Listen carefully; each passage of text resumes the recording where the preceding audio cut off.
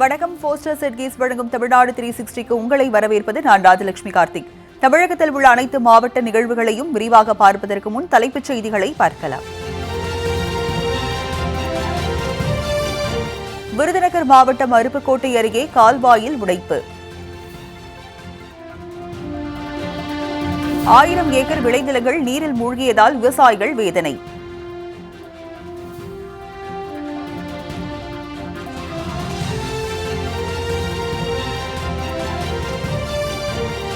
திண்டுக்கல் ஆட்சியர் அலுவலகம் அருகே அடிப்படை வசதிகள் இல்லாமல் தவித்து வரும் பொதுமக்கள். சாலை, தெருவிளக்கு போன்ற அடிப்படை வசதிகளை செய்து தர வலியுறுத்தல்.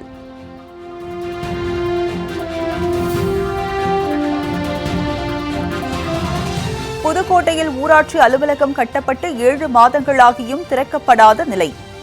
பட்டியலினத்தை சேர்ந்தவர் என்பதால் அலுவலகம் திறக்கப்படவில்லை என ஊராட்சி மன்ற தலைவர் பகிரங்க குற்றச்சாட்டு.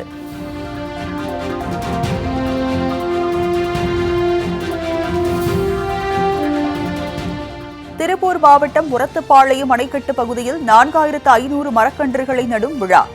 45 ஏக்கரில் சீமை கருவேல மரங்களை அழித்து இயற்கை அமைப்புகள் இணைந்து சாதனை.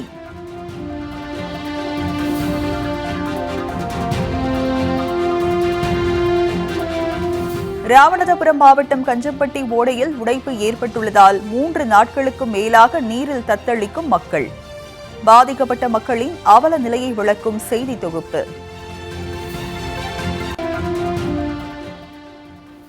இனி செய்திகளை விரிவாக பார்க்கலாம். அருப்புக்கோட்டை அருகே கால்வாயில் ஏற்பட்ட உடைப்பு காரணமாக சுமார் 2000 ஏக்கர் விளைநிலங்கள் நீரில் மூழ்கி பயிர்கள் சேதமடைந்துள்ளன. விருதுநகர் மாவட்டம் அருப்புக்கோட்டை அருகே வடக்குநத்தம் கிராமத்தில் 2000 ஏக்கருக்கு மேல் மல்லி, உளுந்து, மிளகாய், பருத்தி, வெங்காயம், கம்பு, சோளம் உள்ளிட்ட பயிர்கள் சாகுபடி செய்யப்பட்டிருந்தன. இந்நிலையில் அருப்புக்கோட்டை சுற்றுவட்டார பகுதிகளில் கடந்த சில நாட்களாக பெய்த கனமழை காரணமாக கஞ்சம்பட்டி பகுதியில் உள்ள கால்வாயில் உடைப்பு ஏற்பட்டு ஓடை வழியாக வெள்ள நீர் வெளியேறியது. இதில் 2000 ஏக்கரில் பயிரிடப்பட்டிருந்த மிளகாய், வெங்காயம், மல்லி உள்ளிட்ட பயிர்கள் நீரில் மூழ்கின. ஏக்கருக்கு 50,000 ரூபாய் வரை செலவு செய்த நிலையில் கடும் நஷ்டத்தை சந்தித்துள்ளனர். எனவே அரசு உரிய இழப்பீடு வழங்க வேண்டும் என்றும், இல்லையென்றால் தற்கொலை செய்து கொள்வதை தவிர வேறு வழியில்லை என கண்ணீர் மல்க தெரிவித்தனர். கிட்டத்தட்ட ஒரு 1000 ஏக்கருக்கு மேல மிளகாய் செடி நாங்கள் மிளகாய் விதைச்சு மிளகாய், வெங்காயம், பாசி, உளுந்து, கம்பு, சோளம், மக்காச்சோளம் அனைத்து பயிர்களும் இந்த கஞ்சம்பட்டி கம்மாய் தத்தி அதிகமான நீர்வரத்து எங்களுக்கு ஏகப்பட்ட சேதம் அடைந்துள்ளது. இதுல அரசு கவனத்துக்கு கொண்டு போய் எங்களுக்கு உரிய நிவாரணம் வழங்க வேண்டும். ஏன்னா எல்லா பயிருமே ரொம்ப அந்த வெள்ளத்தினால அதிக பாதிப்பு. ஏன்னா நானும் ஒரு மாற்றுத்திறனாளியாக இருக்கேன். அப்போ நாங்களும் இவ்வளோ செலவழித்து இதை பார்த்துருக்கேன். ஏன்னா வாழ்வாதாரமே இதில் தான் இருக்குது. அப்போ ஏதோ அரசு இதை முன்ன கோரிக்கையை வச்சு எனக்கு ஏதோ ஒரு இழப்பீடு வழங்கப்படி தாழ்மையுடன் கேட்டுக்கொள்கிறேன். திண்டுக்கல் ஆட்சியர் அலுவலகம் அருகே சாலை, தெருவிளக்கு போன்ற அடிப்படை வசதிகள் இல்லாமல் பொதுமக்கள் தவித்து வருகின்றனர். திண்டுக்கல் மாவட்டம் செட்டிநாயக்கன்பட்டி ஊராட்சிக்கு உட்பட்ட சென்னம்ம நாயக்கன்பட்டி பகுதியில் 1000க்கும் மேற்பட்ட குடியிருப்புகள் உள்ளன. இந்நிலையில் இப்பகுதியில் மற்ற பகுதிகளையும் இணைப்பதற்காக மண் சாலைகள் தார் சாலைகளாக மாற்றும் பணிக்காக ஜல்லிக்கற்கள் கொட்டப்பட்டன. ஆனால் அதற்குள் நாடாளுமன்ற தேர்தல் நடத்தை விதிகள் அமலுக்கு வந்ததால் சாலை அமைக்கும் பணி கைவிடப்பட்டது. இதனால் ஜல்லிக்கற்கள் கொட்டப்பட்ட சாலையால் பொதுமக்கள் மிகுந்த இன்னல்களை சந்தித்து வருகின்றனர். விபத்துகளும் அதிகரித்து வருகிறது. அத்துடன் இப்பகுதியில் தெருவிளக்கு, குப்பை தொட்டி போன்ற எந்தவித அடிப்படை வசதிகளும் இல்லை என்று அப்பகுதி மக்கள் புகார் தெரிவிக்கின்றனர். எனவே தார் சாலையை அமைத்து மற்ற அடிப்படை வசதிகளையும் செய்து தர வேண்டும் என அப்பகுதி மக்கள் கோரிக்கை விடுத்துள்ளனர். இபி போஸ்ட் போட்டிருக்காங்க. ஆனால் கனெக்ஷன் கொடுக்காம பல்பு எரியாம அதுவும் சும்மா கிடக்குது. 2ஆம் மாதத்துலேருந்து ஜல்லிக்கல் ரோட்டில் கொட்டி விட்டுட்டு சும்மா அப்படியே பரப்பி விட்டு போயிட்டாங்க. கடந்த ஒரு 10 மாதமாக வெறும் ஜல்லிக்கல்லே மக்கள்லாம் போயிட்டு கீழே விழுந்து இப்போ எந்திரிச்சு போய் மண்டை உடஞ்சி போன மாதிரி இருக்குது. அதையும் ஒன்றும் சரி பண்ணவே இல்லை. நாங்கள் இதை கலெக்டர்கிட்ட மனு 2/9 மனு கொடுத்துருக்குறோம். திருப்பி அதை சிஎம் செல்லுக்கு 13/11 ஒரு பெட்டிஷன் வேறு போட்டிருக்கோம். அதுக்கப்புறம் திருப்பி கலெக்டர்கிட்ட 25/11 வேறு மனு கொடுத்துருக்கோம். எந்த நடவடிக்கையுமே இல்லை. லைட் இல்லாமல் எல்லாம் வீட்டு லைட்டை போட்டுருக்கோம். 2வது அடிக்கடி கரண்ட்டு அந்த சைடில் கட் பண்ணிகிட்டே இருக்கிறாங்க. அது எந்த ஏரியாவில் மெயின் ஏரியாவில் தான் கரண்ட்டே கட் ஆகுது. அது குழந்தைங்கள வச்சுட்டு எல்லாமே ரொம்ப சிரமமாக தான் இருக்குது. அவங்க ஜென்ஸ் வர்ற வரைக்கும் நாங்கள் ஒருத்தருக்கு ஒரு பாதுகாப்பாக இருக்க வேண்டியதாக இருக்குது. அது குப்பை அள்ளுறதுக்கு வசதிக்கு ஆள் இல்லை. அதுவும் நாங்கள் எல்லாமே கேட்டு பார்த்தோம், இந்த செஞ்சு தரேன் அந்த செஞ்சு தரேன், ஆனால் யாருமே எந்த ஸ்டெப்பும் எடுக்க மாட்டேங்கிறாங்க. ஏற்கனவே நாங்கள் 2-3 மனு கொடுத்துட்டோம். சரி, இது வந்து கலெக்டர் ஆஃபீஸ் பக்கத்தில் இப்படி ஒரு நிலமை தான் எங்களுக்கு ரொம்ப கஷ்டமாக இருக்குது. அதனால் இதுக்கு மெயினாக ரோடு எங்களுக்கு வேணும். மெயினாக மண் ரோடும் லைட்டும் ஃபஸ்ட்டு எங்களுக்கு வேணும். அதுக்கப்புறம் கூட மற்ற வசதிகளை கூட மெதுவாக பண்ணி கொடுங்க.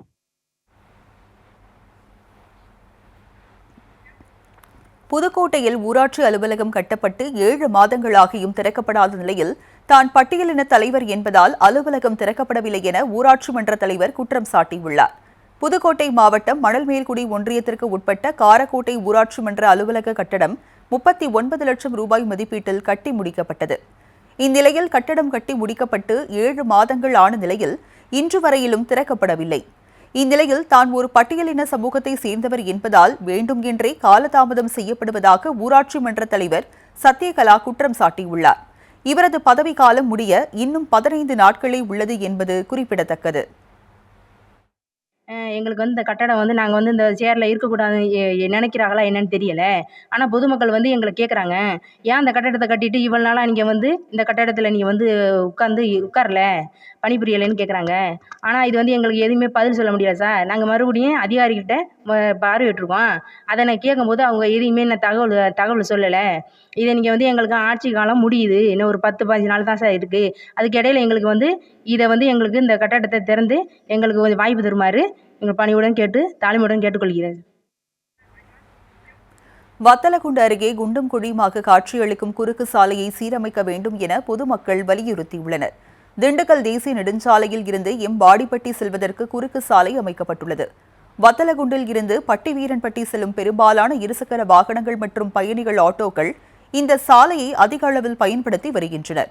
இந்நிலையில் கனமழையால் இந்த சாலை பல இடங்களில் முழுவதுமாக பெயர்ந்து குண்டும் குழியுமாக காட்சியளிக்கின்றன. சாலையில் பெயர்ந்து நிற்கும் கற்கள் விபத்துகள் அதிகரித்து வருவதாக அப்பகுதி மக்கள் புகார் தெரிவிக்கின்றனர்.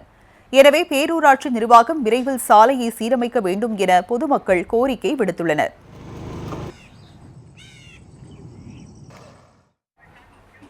செய்யாறு அருகே ஏரியில் உபரி நீர் திறக்கப்பட்டதால் 200 ஏக்கர் நெற்பயிர்கள் நீரில் மூழ்கி அழுகி சேதமடைந்துள்ளன.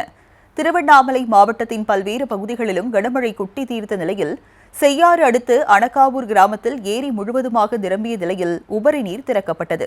இந்நிலையில் உபரி நீர் செல்லும் கால்வாய்கள் பழுதடைந்துள்ளதால் கால்வாயில் பாய வேண்டிய நீர் விளைநிலங்களுக்குள் புகுந்தது. இதில் சுமார் 200 ஏக்கரில் பயிரிடப்பட்டிருந்த நெற்பயிர்கள் நீரில் மூழ்கி தற்போது அழுகத் தொடங்கியுள்ளது. இதனால் பாதிக்கப்பட்ட விவசாயிகள் வரத்து கால்வாய்களை முறையாக தூர்வாரி பராமரிக்க வேண்டும் என்று கோரிக்கை விடுத்துள்ளனர். அத்துடன் சேதமடைந்த பயிர்களுக்கு உரிய இழப்பீடு வழங்க வேண்டும் என்றும் அவர்கள் கோரிக்கை விடுத்தனர். காங்கேயம் அருகே ஒரத்துப்பாளையம் அணைக்கட்டு பகுதியில் 250க்கும் மேற்பட்டோர் கலந்து கொண்ட 4500 மரக்கன்றுகளை நட்டு வைத்தனர். திருப்பூர் மாவட்டம் ஒரத்துப்பாளையம் அணைக்கட்டின் நீர்பிடிப்பு பகுதி போக மீதமுள்ள 45 ஏக்கர் பரப்பில் சீமை கருவேல மரங்கள் பரவி கிடந்தன. இந்நிலையில் இந்த இடத்தை சுத்தம் செய்து முறையாக பராமரித்து மரக்கன்றுகளை நட்டு வைத்து அதன் மூலம் அணையின் கரைகளை பலப்படுத்துவதுடன் அரிய வகை பறவைகள், தேன்சிட்டு, பட்டாம்பூச்சி உள்ளிட்டவற்றை ஈர்க்கும் வகையில் பழம் மற்றும் பூமரங்களை வளர்க்க திட்டமிடப்பட்டது. அதன்படி வடத்திற்குள் திருப்பூர், துளிகள், காங்கேயம் மற்றும் நிழல்கள், வெள்ளக்கோவில் உள்ளிட்ட அமைப்புகள் இணைந்து கடந்த 3 மாதங்களாக ஜேசிபி இயந்திரம் கொண்டு சீமை கருவேல மரங்களை அகற்றி சுத்தம் செய்து மரக்கன்றுகளை நட்டு வைத்தனர். அத்துடன் அப்பகுதி ஒவ்வொரு 2 ஏக்கருக்கும் ஒரு குளம் அமைத்து மழை நீரை சேமிக்கவும் ஏற்பாடு செய்துள்ளனர். மேலும் சோலார் மின்சக்தி மூலம் மோட்டாரை இயக்கி செடிகளுக்கு நீர் பாய்ச்சவும் ஏற்பாடு செய்துள்ளனர். இந்நிகழ்ச்சியில் ஊராட்சித் தலைவர் மகேஷ்குமார் மற்றும் அமைப்புகளை சேர்ந்த பலரும் பங்கேற்று மரக்கன்றுகளை நட்டு வைத்தனர். ஒவ்வொரு வருடமும் 4000-5000 மரக்கன்றுகள் தொடர்ந்து நடவு செய்ய வரும்போது ஒரு 10 வருடம் கழித்து சீமை கருவேலாக யாருக்கும் பிரயோஜனம் இல்லாமல் இன்று கிடக்கும் பூமியை சிறப்பான ஒரு பறவைகளுக்கும் விலங்குகளுக்கும் உணவாகும் ஒரு அருமையான ஒரு சூழலில் அமையும் என்பதில் சந்தேகமில்லை. இப்போ அந்த பகுதிகள்லாம் மேட்டு பகுதி, தண்ணி பெருசாக நிற்க போகிறதில்ல, ஓரமாக இருக்கிற பகுதிகள். இந்த இடத்துல முள்ளுவெளிகளை எல்லாம் எடுத்துட்டு நம்மளுடைய மரபு சார்ந்த நாட்டு மரங்கள் நட்டோம்னா இந்த இடம் ஒரு அருமையான ஒரு சூழல் நல்லா இருக்குமே அப்படிங்கிறத ஒரு ஐடியா பண்ணி நாங்கள் வனத்துக்குள் திருப்பூர் அமைப்பும் காங்கேயம் துளிகள் அமைப்பும் இணைஞ்சு இங்கே கிட்டத்தட்ட ஒரு முதல் கட்டமாக ஒரு 45 ஏக்கரில் முள்ளுவேலிகளெல்லாம் அப்புறப்படுத்திட்டு ஒரு 45 வகையான 110 வகையான மரபு சார்ந்த நாட்டு மரங்கள் நடுறதுக்கு உண்டான ஏற்பாடு தான் இன்றைக்கி பண்ணிகிட்டு இருக்கோம். ஸோ மொத்தம் இங்கே 4500 மரங்கள் முதல் கட்டமாக நடுறோம். திண்டுக்கல் அருகே நடவு பணிகள் நடைபெற்று வரும் நிலையில் கிராமிய பாடல்களை பாடியபடி பெண்கள் விவசாய பணிகளில் ஈடுபட்டனர். திண்டுக்கல் மாவட்டம் குஜிலியம்பாறை அடுத்து தி கூடலூர் கிராமம், பால்வார்பட்டி பகுதிகளில் தற்போது நடவு பணிகள் நடைபெற்று வருகின்றன. இந்நிலையில் பணியின் போது அலுப்பு தெரியாமல் இருப்பதற்காக பெண்கள் கிராமிய பாடல்களை பாடியபடி நடவு பணியில் ஈடுபட்டனர். பெரியவர்களை பார்த்து சிறுவர்களும் நடவு பாடல்களை பாடி உழவு பணியில் ஈடுபட்ட வீடியோ தற்போது சமூக வலைதளங்களில் வைரலாகி வருகிறது.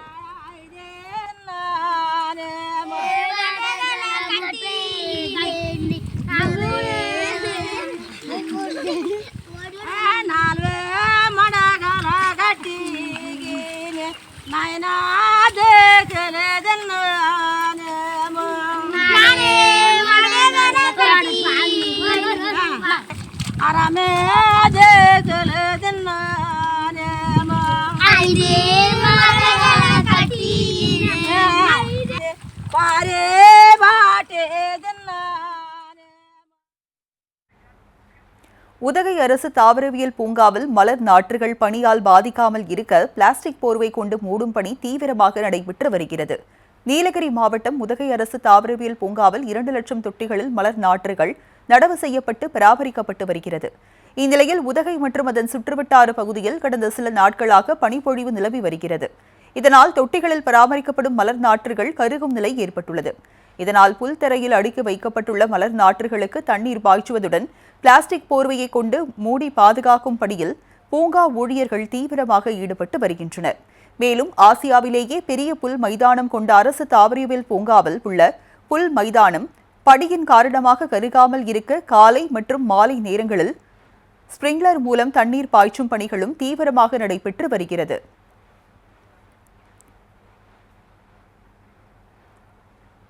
கன்னியாகுமரியில் தமிழக அரசு நிலத்தை கேரளாவை சேர்ந்த ஒரு கும்பல் ஆக்கிரமிப்பு செய்து கொலை மிரட்டல் விடுப்பதாக புகார் எழுந்துள்ளது.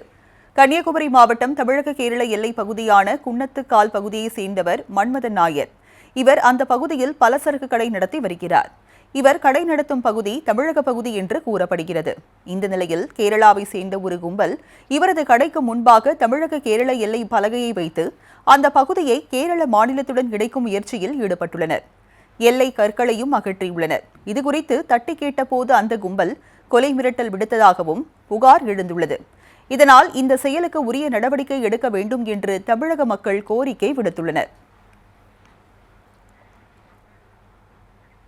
போஸ்டர் செட்கீஸ் வழங்கும் தமிழ்நாடு 360யில் அடுத்து வருவது உங்கள் ஊர் நிகழ்வுகளை விரைவாக வழங்கும் உள்ளூர் எக்ஸ்பிரஸ்.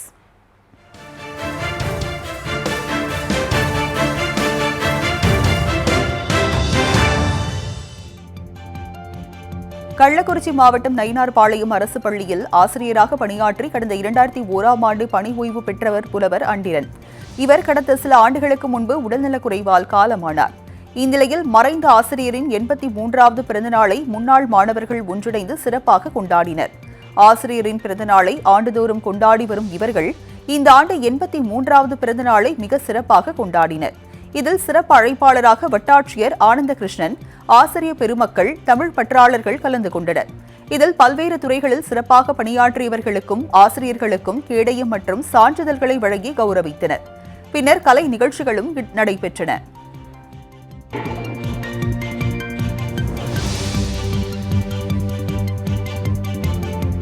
தென்காசியில் சொரியாஸ் நோயால் பாதிக்கப்பட்ட மாணவனின் சிகிச்சைக்கு உதவக்கோரி மாவட்ட ஆட்சியரிடம் மனு அளிக்கப்பட்டது. சுந்தரபாண்டியபுரம் பகுதியில் வசித்து வரும் முத்தையா குட்டியம்மாள் தம்பதியருக்கு பரத்வாஜ் என்ற மகன் உள்ளார். அரசு பள்ளியில் 12ஆம் வகுப்பு படித்து வரும் பரத்வாஜ் 7 வருடங்களாக சொரியாஸ் நோயால் பாதிக்கப்பட்டுள்ளார். கை, கால் மற்றும் முகத்தில் வீக்கம் ஏற்பட்டுள்ளதால் மாணவன் கடும் அவதியடைந்து வருவது குறிப்பிடத்தக்கது.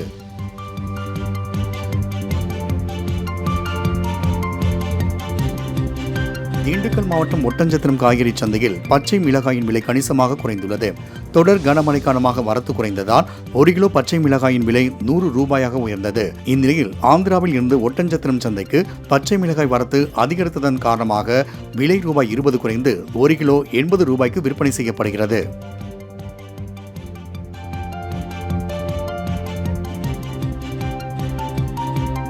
திருவாரூர் மாவட்டம் சேங்காடிபுரத்தில் உள்ள குரு தத்தாத்திரேயர் கோவிலில் மும்மூர்த்திகளுக்கு பாலூட்டும் வைபவம் நடைபெற்றது.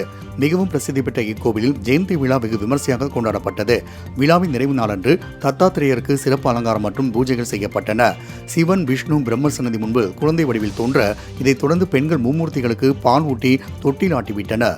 இந்த வழிபாட்டின் மூலம் குழந்தை வரம் கிடைக்கும் என்பது பக்தர்களின் நம்பிக்கையாக உள்ளது.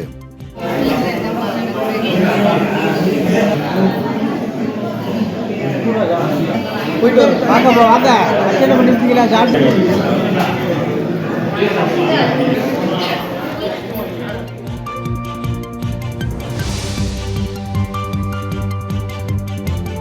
மாற்றுத்திறனாளிகள் தினத்தை ஒட்டி சென்னை அடுத்த பூந்தமல்லியில் மாற்றுத்திறனாளிகளுக்கான கலை நிகழ்ச்சி நடைபெற்றது. இதில் நடனம், நாடகம், இசை, பாடல் என பல்வேறு போட்டிகள் நடத்தப்பட்டன. சென்னை, காஞ்சிபுரம், திருவள்ளூர் போன்ற பல்வேறு மாவட்டங்களைச் சேர்ந்த 300க்கும் மேற்பட்ட மாணவர்கள் இப்போட்டியில் கலந்து கொண்டனர். மேடையில் மாற்றுத்திறனாளி மாணவர்கள் நடனமாடிய போது ஆசிரியர் ஒருவர் கீழே இருந்து நடன அசைவுகளை சொல்லிக் கொடுத்தது நெகிழ்ச்சியை ஏற்படுத்தியது.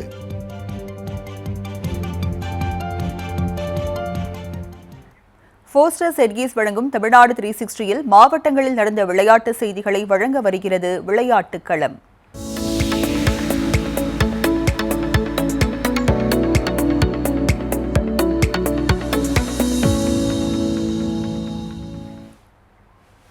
விருதுநகரில் 6 வயது பள்ளி மாணவன் யோகாவில் புதிய சாதனைகளை படைத்துள்ளான். விருதுநகர் TCK பெரியசாமி தெருவை சேர்ந்த விஜயவேல் மகாலட்சுமி தம்பதியரின் மகன் யாதவ்வேல். 6 வயதான இவர் தனியார் பள்ளியில் 2ஆம் வகுப்பு படித்து வருகிறார். சிறு வயது முதலே யோகா பயின்று வரும் யாதவ் யோகாவில் சாதனை புரியும் முயற்சியில் ஈடுபட்டார். அதன்படி சலபாசனம், புஷ்அப் ஆகிய இரண்டையும் 4.18 நிமிடத்திற்குள் 240 தடவை செய்து புதிய சாதனை படைத்தார். இவரின் இந்த சாதனை international achievers universal book of records நிறுவனம் அங்கீகரித்து சான்றிதழ் மற்றும் பதக்கங்களை வழங்கி கௌரவித்தனர்.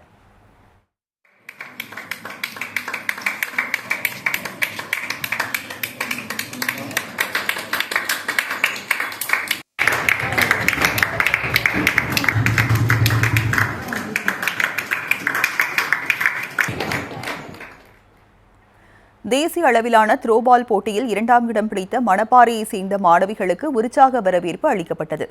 மத்திய பிரதேசத்தில் நடைபெற்ற தேசிய அளவிலான த்ரோபால் போட்டியில் திருச்சி மாவட்டம் மணப்பாறையை சேர்ந்த தனியார் பள்ளி மாணவிகள் பங்கேற்றனர். இதில் 2ஆம் இடம் பிடித்து சாதனை படைத்த சொந்த ஊர் திரும்பிய மாணவிகளுக்கு ரோட்டரி சங்கம் சார்பில் உற்சாக வரவேற்பு அளிக்கப்பட்டது. வெற்றி பெற்ற மாணவிகளில் 3 பேர் இந்தியா, இலங்கை இடையே நடைபெறும் போட்டிக்கு தேர்வாகியுள்ளது குறிப்பிடத்தக்கது.